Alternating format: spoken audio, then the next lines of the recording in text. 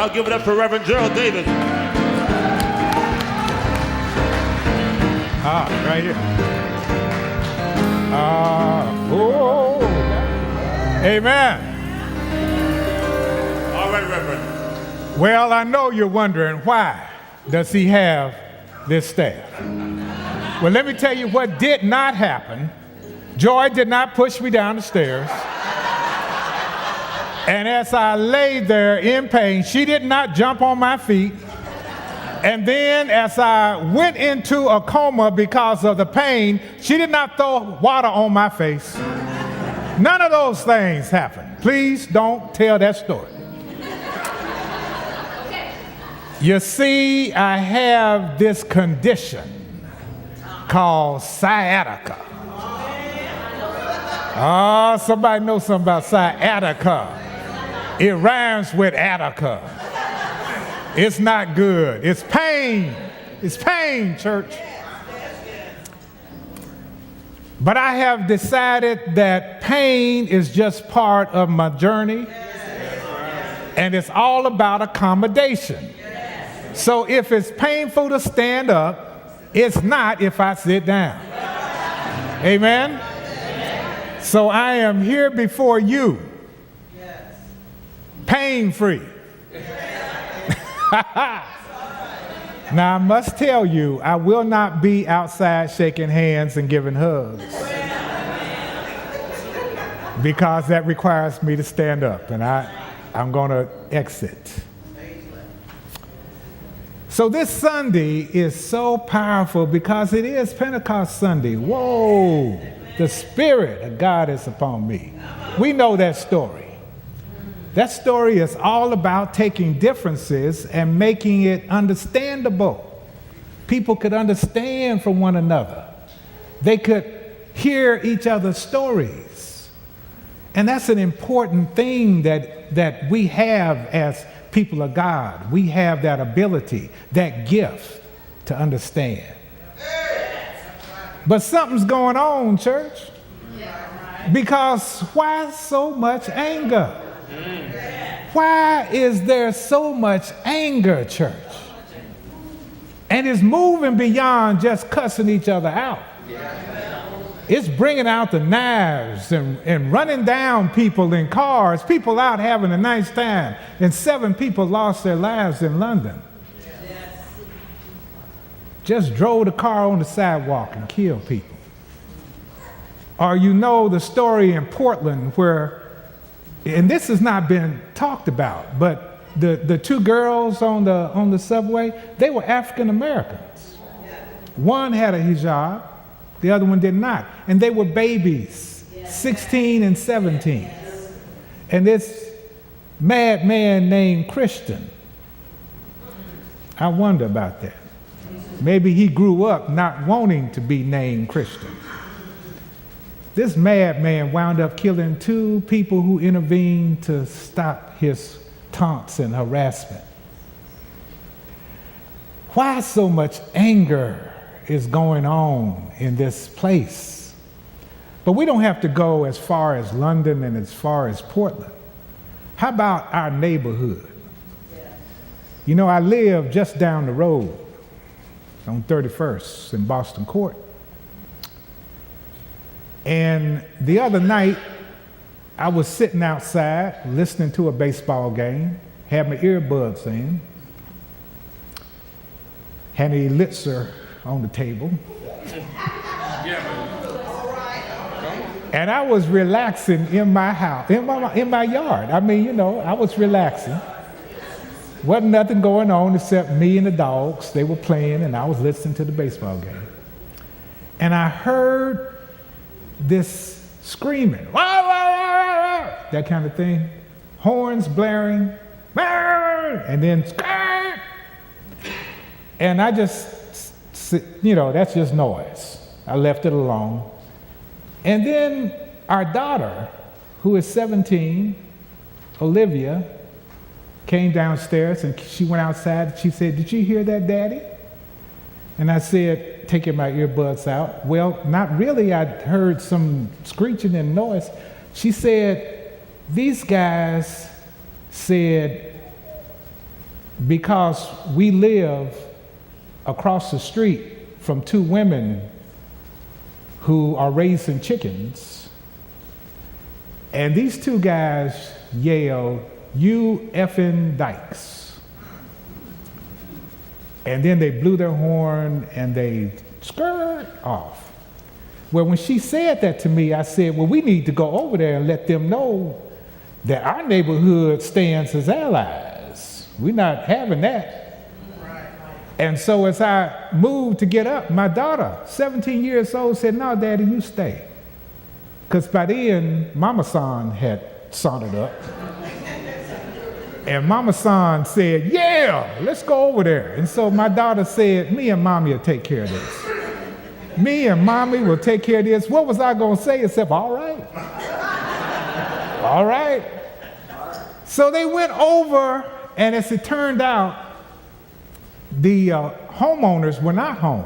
They had a house sitter who was very upset, scared, as she should be. She didn't know what was going on.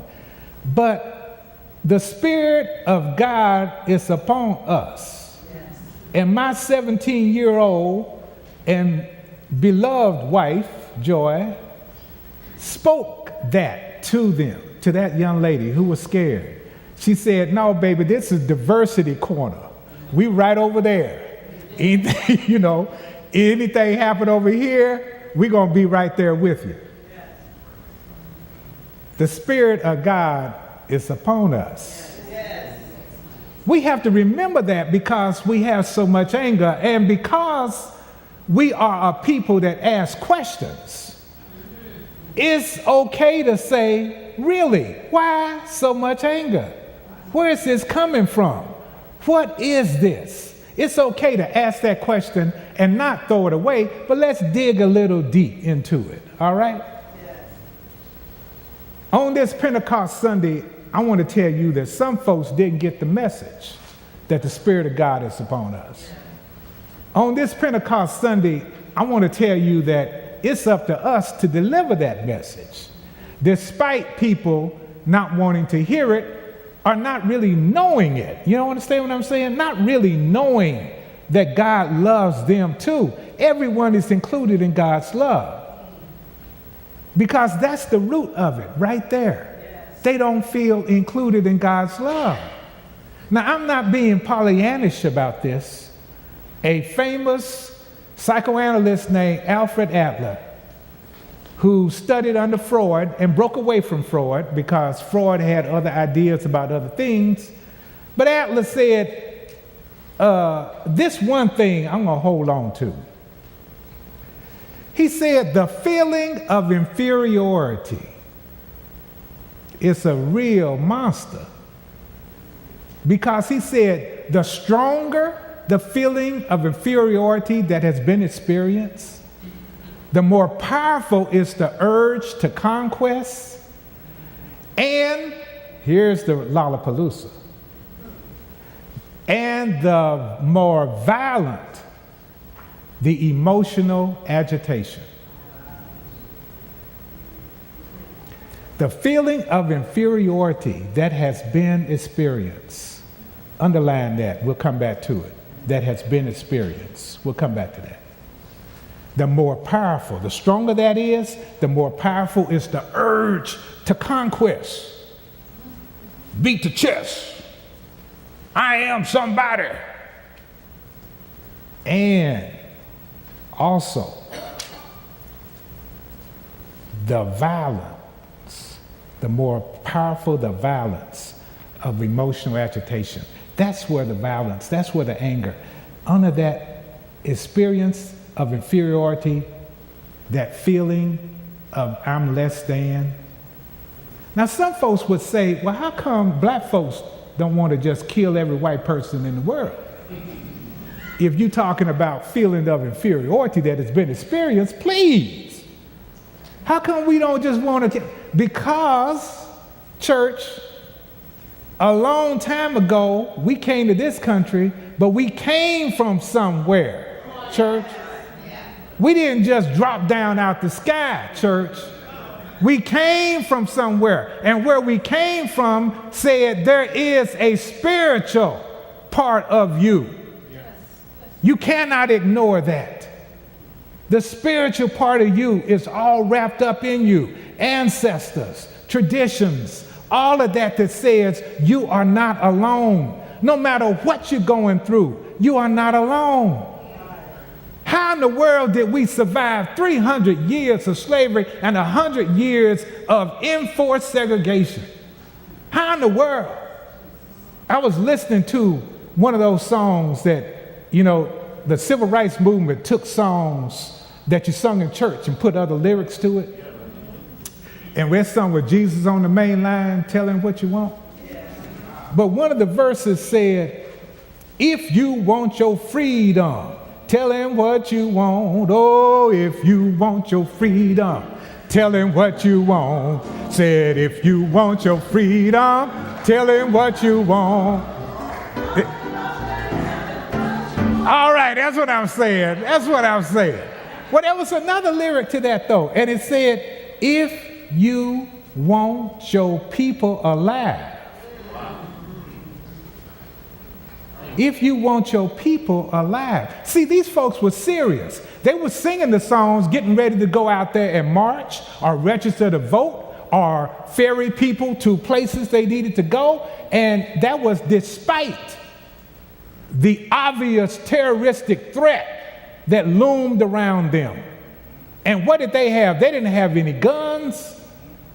They didn't have all the numbers that they needed.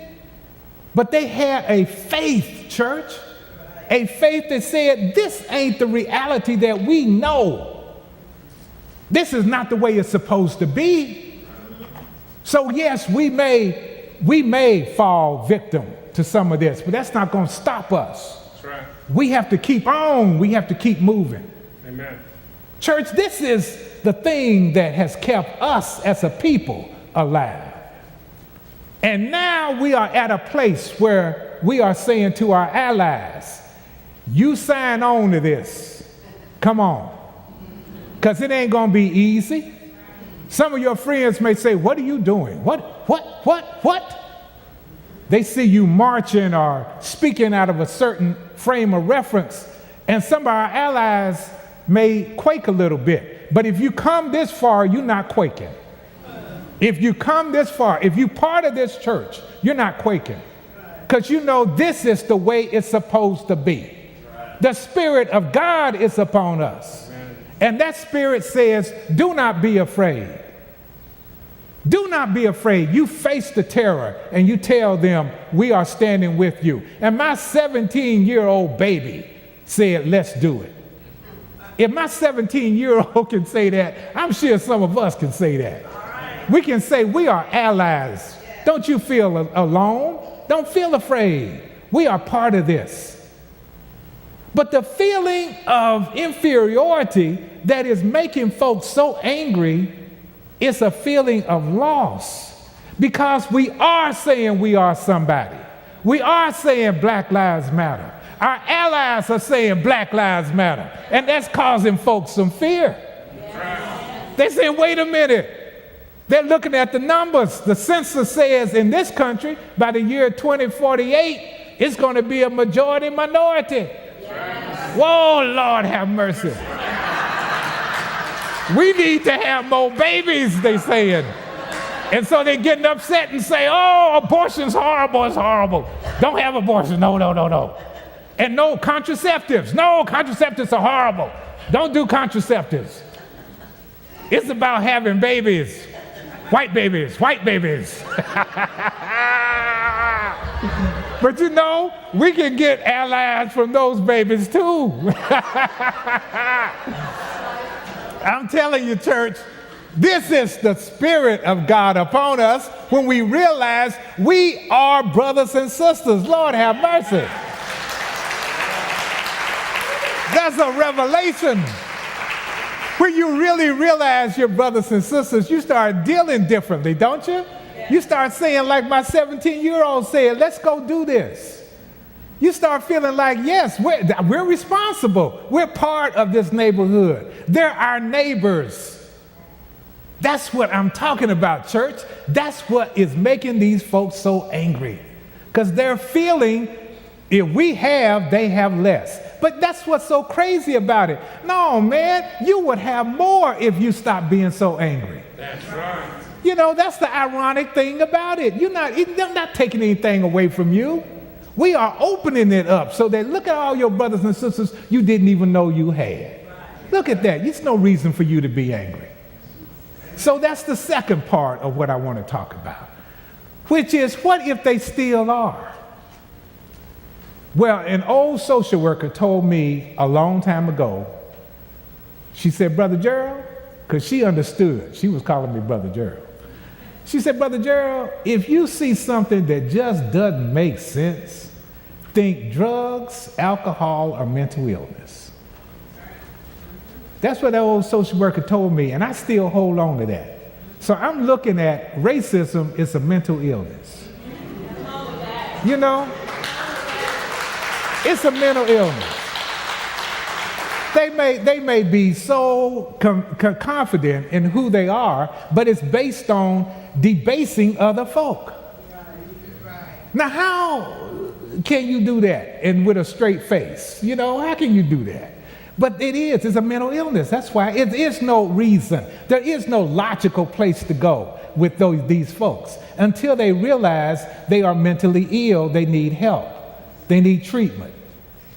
They need black on white treatment. No, they need they need the kind of treatment that says, come on to All Souls and feel it. Feel it, you know? Start feeling it. Start feeling it. You know, don't separate your mind from your body. You know, your body, you start moving, you feel that. You feel that. All right, don't say that's something that's reserved for somebody else. That's you. And that's what we need to tell folks about how love is. Love is contagious. I said I wasn't going to preach very long. I did say that because, you know, but I'm feeling pretty good. My leg's not hurting. But I want to tell you that love is contagious, church. See, that's why we need to get folks in here. I know you say, but I know there is a sister in this house. I'm not going to call her name. But this sister in this house has treated some friends of mine who came a couple of months ago to hear me preach, and they've been coming. They've been coming to this service. They've been a part of this church. Now, they're not quite ready to sign yet, but this is new. But there's a sister in this church that is so beautiful to them. She is so wonderful. She is so open to them. Just being herself. And sister, you know who you are. I'm not going to embarrass you, but you know who you are.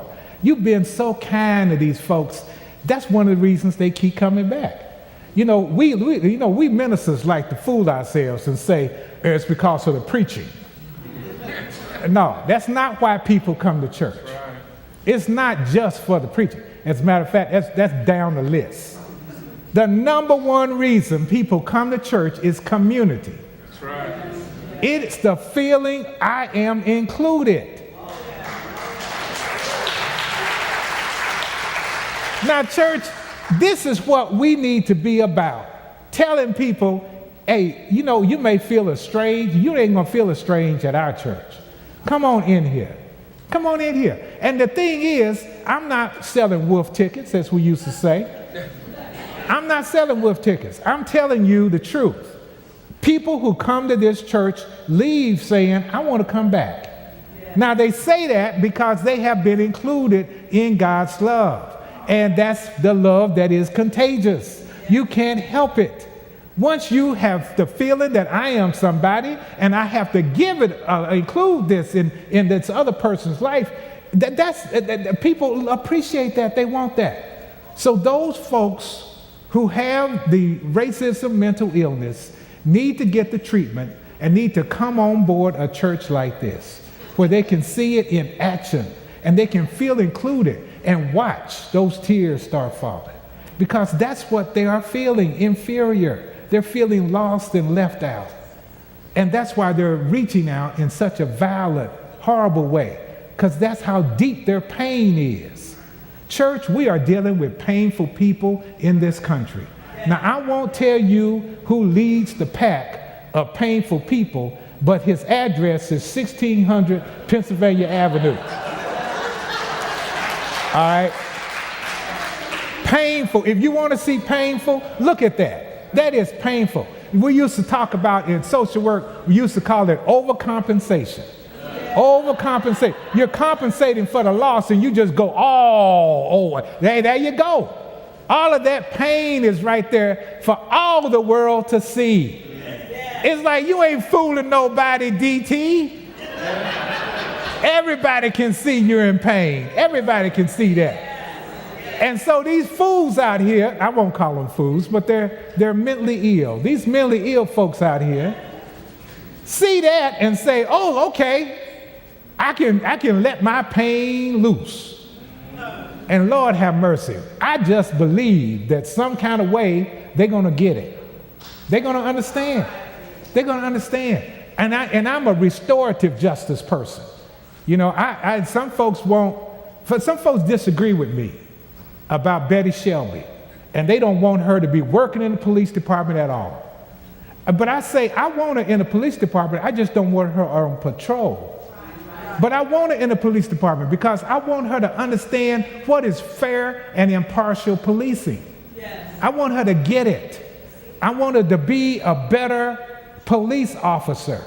I don't want her thrown to the curb where she can then feel like these other fools and start being mentally ill around her predicament, where then she goes off and as a civilian and does something crazy.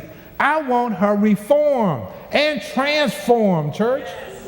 That's what we are called to do. Restore these people because they're part of us. They're our brothers and sisters too. And we got to give them a chance to be better. Now, I'm going to end this because I really didn't want to preach long today. But I'm old and I'm good enough. and you know how it is when you're dealing with old people that think they're good enough. You know, they just won't do what you want them to do.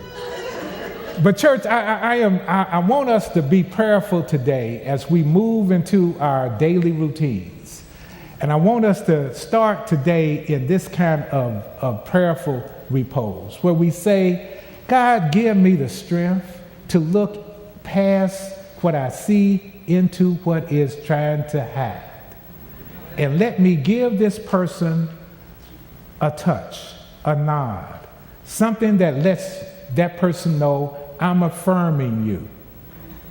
Some kind of way, church, we have to let folks know the Spirit of God is more powerful than whatever spirit you're walking around with. The Spirit of God says that it is up to us to make this a better place. It's up to us because we know it, we feel it, we live it. It's up to us. So what is it that we can deal with right now in the face of all this death and anger? What is it that we can do? We can realize that we are in a race, church. Hebrews had it. They talked about a cloud of witnesses, didn't they, Pastor David? Yes. A cloud of witnesses. They watching us. That's our ancestors. That's our traditions. That's all the folks who have gone before us. They watching us, church. They saying, come on, all souls. They saying, come on. And so we in this race. They handed the baton off to us, church. Now we in 2017. They maybe lived in 1817 or 1917, but they're not there anymore. They are in us. And they are passing the baton saying, run, church, run. Give people the Spirit of God so that they can do better. Give people the understanding that life is to be lived beautifully. Give people the understanding that I will never leave you. I will never leave you alone. Never alone. And so if people have that kind of backup, the backity backup, when they have that kind of standing in their backbone, it doesn't matter if a little sciatica gets into you. It doesn't matter if you hear horrible words being said in the streets. It doesn't matter because God says, I gave you the power. Use it.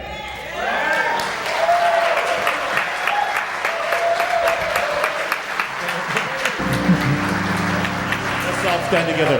You're my brother, You're my sister.